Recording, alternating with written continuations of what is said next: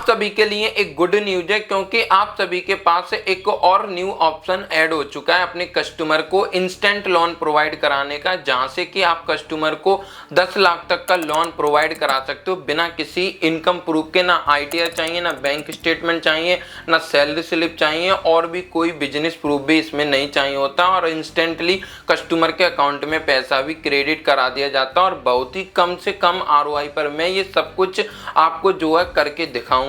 इसलिए आपको इस वीडियो को स्टार्टिंग से लेकर एंड तक जो है देखते रहना है, क्योंकि मैं आपको बताने वाला हूं कि कैसे आप आईडीएफसी फर्स्ट बैंक में इंस्टेंट लोन एजेंट कैसे बन सकते हो, कैसे आप कस्टमर को लोन प्रोवाइड करा सकते हो, और आईडीएफसी फर्स्ट बैंक ने इंस्टेंट लोन प्रोवाइड कराने की क्या पॉलिसी बनाई हुई है वो पॉलिसी बताऊंगा। और अगर आपको पॉलिसी पता चल गई तो उसी के अकॉर्डिंग आप कस्टमर को टारगेट करोगे कि किस कस्टमर को आप ये लोन दिला सकते हो। अगर कस्टमर की फाइल भी रिजेक्ट होती है तो आपको उसका रीजन भी पता रहेगा कि इस कारण से ये फाइल जो है रिजेक्ट हुई है, और उसी प्रकार से कस्टमर को आप क्वेश्चन आंसर करोगे, उसी टाइप से कस्टमर को भी टारगेट करोगे। मैं आपको बिल्कुल प्रैक्टिकल सारी चीजें लोन अप्लाई करके दिखाऊंगा और डिसबर्समेंट तक का सारा प्रोसेस दिखाऊंगा, और इसमें आपको क्या पे आउट मिलेगा, कितने पिन कोड इसके सर्विसेबल है, सारी चीजें आपको इस वीडियो में मिल। सबसे पहले तो आपको हमारी व्हाट्सएप चैनल, व्हाट्सएप कम्युनिटी और टेलीग्राम चैनल को ज्वाइन कर लेना है, जिससे कि लोन से रिलेटेड जो कोई भी अपडेट आए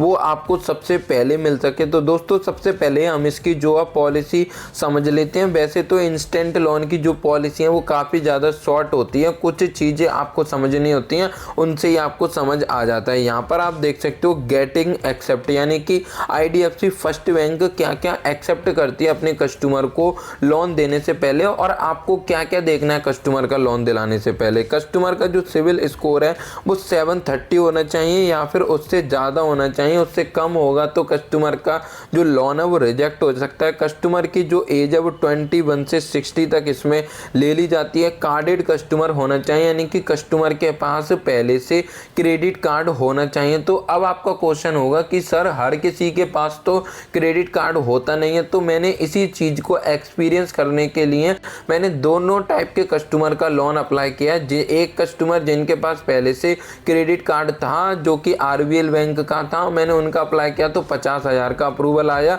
और जिनके पास क्रेडिट कार्ड नहीं था उन्होंने जो है पहले लोन चला रखे थे, ऑलरेडी लोन चल रहे थे, जैसे कि बजाज से लोन ले रखा था उन्होंने, होम क्रेडिट से लोन उनके चल चुके थे, बंद हो चुका था 1-2 लाख के, और एलएनटी का लोन चल रहा था, उनको जो अप्रूवल है वो 75,000 का आया था। तो ऐसा नहीं है, और बाकी सिस्टम के ऊपर डिपेंड करेगा जब आप फाइल लॉगिन करोगे तो ऑफर आता है या फिर नहीं आता है, और किस किस कारण से ये जो है लोन रिजेक्ट कर सकते हैं।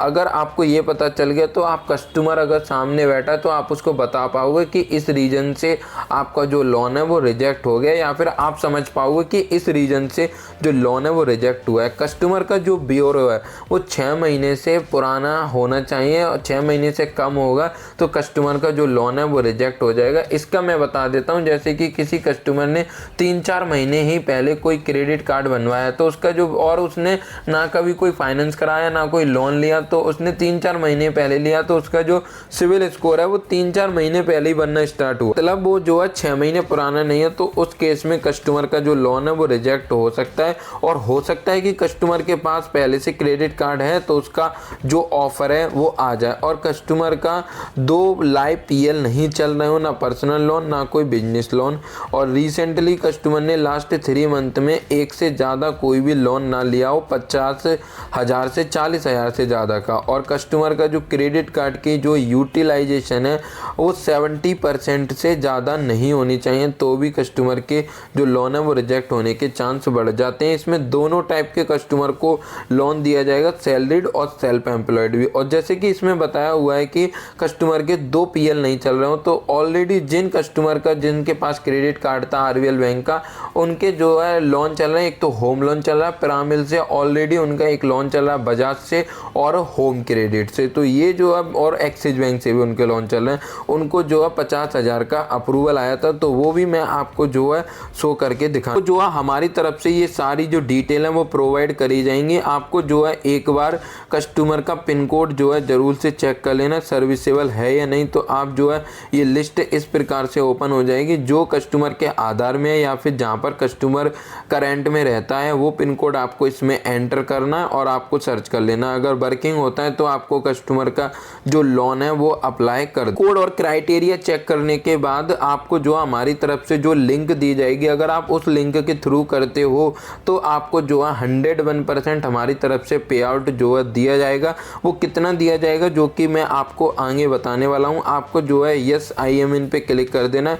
आपको यहाँ पे पूछा जा रहा है कि आप जो है कस्टमर का लोन ऐप डाउनलोड करके करना चाहोगे या फिर आप बिना किसी डाउनलोड के करना चाहोगे। तो मैं आपको सजेस्ट करूँगा बिना ऐप के डाउनलोड करके ही आपको ये प्रोसेस करना और कस्टमर के मोबाइल पर ही प्रोसेस करना है। यस आई एम इन पे आपको क्लिक कर देना है। यहाँ पर आप देख सकते हो 10 लाख तक का कस्टमर को लोन दिया जाता है और कस्टमर को कोई भी फोरक्लोजर चार्ज नहीं देना होता है जब कस्टमर का जो लोन है वो बंद करेगा। और ये जो है आपको ऑन डॉक्यूमेंट दिया जाता है फोरक्लोजर चार्ज का। आपको यहाँ गेट मनी पे क्लिक कर देना है। यहाँ पर कस्टमर का मोबाइल नंबर एंटर कर देना है।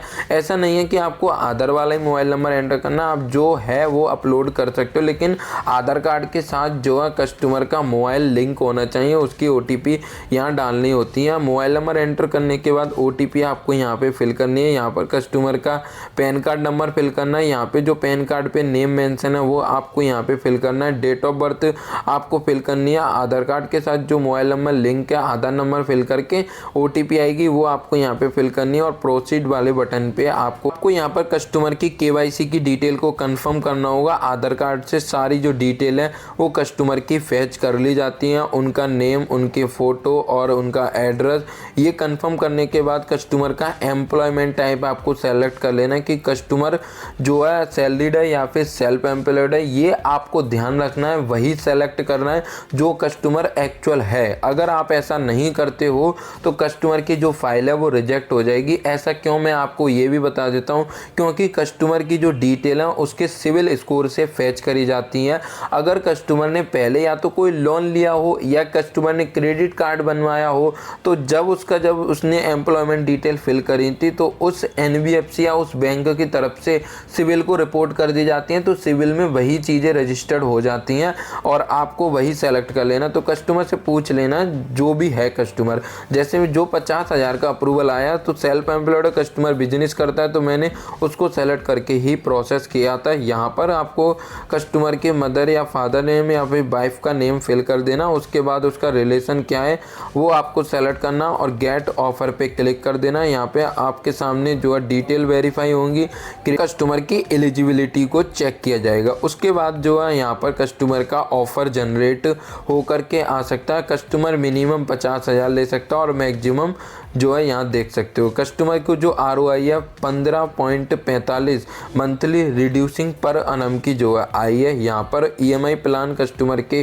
सामने आ जाते हैं और कस्टमर यहाँ से फ्लेक्सिबली डेट सेलेक्ट कर सकता है कि किस डेट को वो जो है EMI अपनी डिडक्ट करना चाहता है अकाउंट से। गेट कैश पे आपको यहाँ पे क्लिक कर देना है।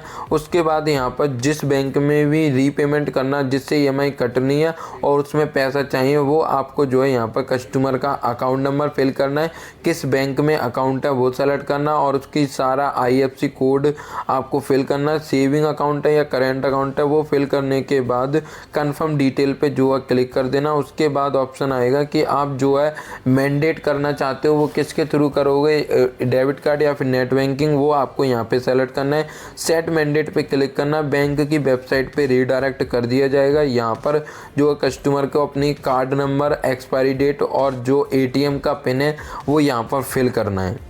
उसको फिल करने के बाद जैसे ही मैंडेट सक्सेसफुली डन हो जाएगा, आपको जो है कस्टमर की सारी डिटेल एक बार चेक कर लेनी है। जैसे कि आप ऑन रिकॉर्ड देख भी सकते हो, फोरक्लोजर चार्ज जो है इसमें माइनस हो जाता है और प्रोसेसिंग फीस जो है सिर्फ लगती है। एक बार इसको वेरीफाई करने के बाद आपको प्रोसीड पे क्लिक करना है। कस्टमर को वीडियो केवाईसी पे कनेक्ट कर दिया जाएगा, जिसमें कि ओरिजिनल पैन कार्ड और आधार कार्ड कस्टमर को शो करने होंगे।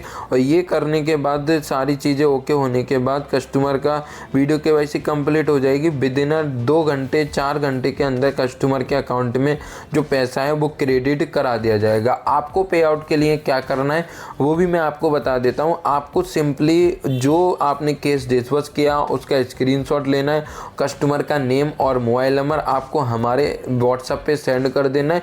नेक्स्ट डे जो पे आउट है आपको मिल जाएगा इंस्टेंट में 0.75 और मंथली आपको 1%। और जैसे जैसे आगे पे आउट इंक्रीज होता है तो वो आपको हमारे व्हाट्सएप कम्युनिटी के थ्रू इन्फॉर्म कर दिया जाएगा। तो इसीलिए अभी जो भी पे आउट है, क्योंकि न्यू है DSA में, तो इसमें जो है थोड़ा टाइम लगेगा पे आउट इंक्रीज होने में। जैसे स्लैब हिट होता है, पे आउट कंप्लीट होता है, तो आपको जो पे आउट है वो हमारी तरफ से और भी ज़्यादा दिया जाएगा। और सेम डे लेना है तो पे आउट आपको जो है 0.75 मिल जाएगा और आपको हमारे